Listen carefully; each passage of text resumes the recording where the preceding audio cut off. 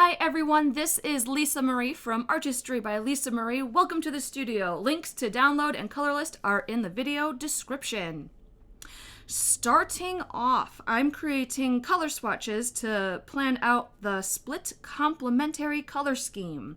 I chose reddish orange, green, and blue using both Ohuhu markers, and I'm going to be doing Prismacolor pencils here as well. I think and strategize a lot on this planning page. Look at that small reference image while I'm brainstorming the whole color scheme. So that's just what I'm doing here. I decided to go darker and lighter hues for the reddish orange and the blues, and just one medium hue for the green. It's kind of my little color challenge there for myself. This whole exercise is about playing with color and exploring different ways to use color, so that's what I'm going to be doing here. Again, remember, all the colors are listed in the video description, so you don't have to read my really sloppy artist handwriting.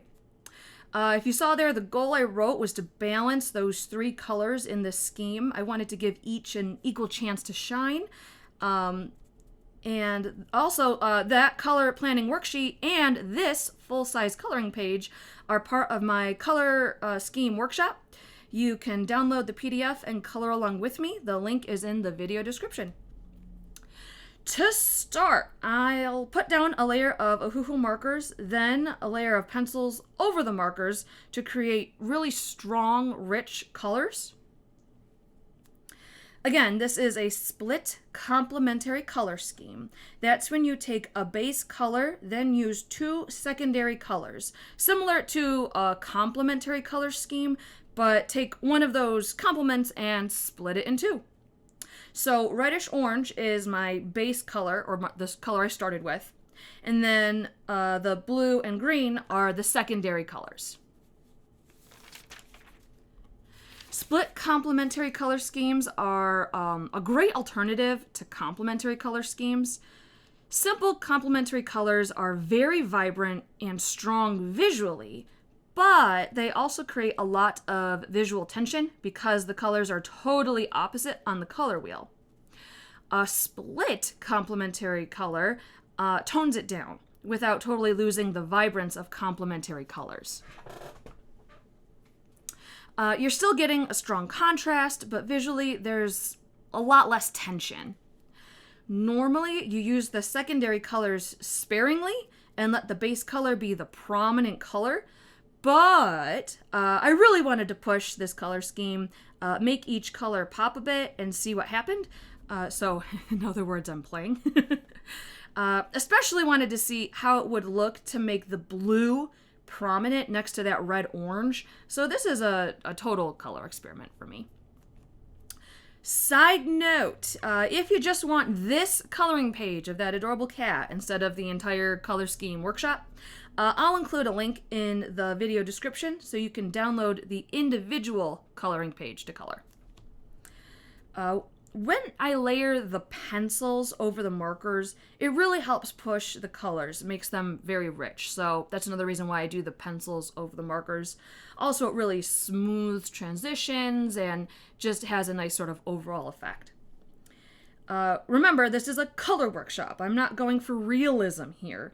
If you want to learn more about coloring realistically, go check out my other playlist, How to Color Like a Pro. Also, remember to subscribe to my channel so you don't miss the next video. Another example of a split complementary work of art is the portrait of Vincent van Gogh, Bandaged. He used red, orange, green, and blue. I also referenced Van Gogh in some of the previous color workshop videos. The man was a color genius, so I've been reviewing his work a lot for inspiration. I'm not saying Van Gogh was totally sane, just that he was a master of color. His ear was bandaged because he cut it off himself while he was arguing with Paul Gauguin. Allegedly, he wrapped up the ear and gave it to a lady of the night at a nearby brothel. So, maybe he didn't have all his ducks in a row, but they were beautifully colored ducks.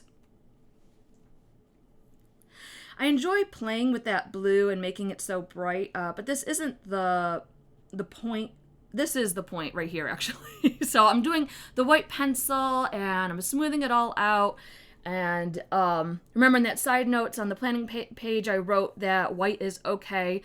Just going to lighten the hue a bit, but still making it very prominent.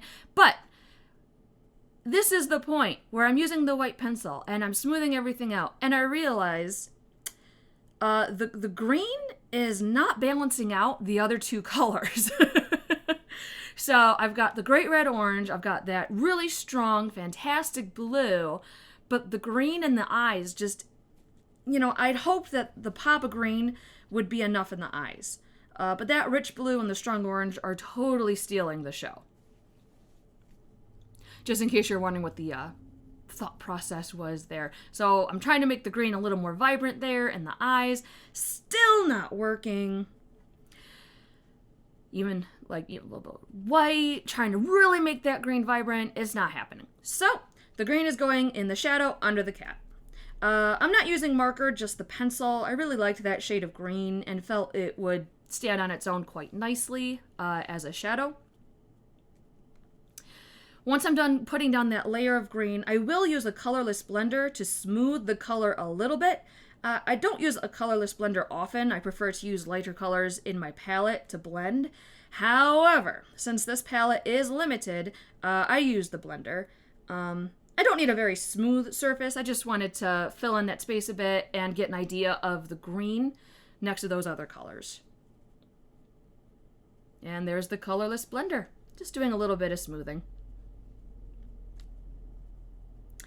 And that's it for today. Thank you for joining me in the studio. Remember to subscribe to my channel so you don't miss the next video, and stay creative. Bye.